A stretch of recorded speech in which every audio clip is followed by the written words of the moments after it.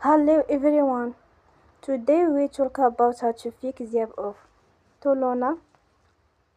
We will go to settings. Then we click on apps. After that you will search the app Toluna and you will click.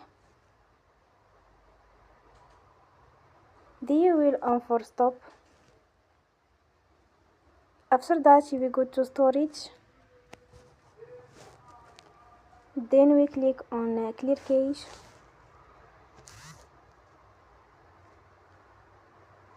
In the end, you will turn off your Wi-Fi and you will turn again. Don't forget to support us by like and subscribe.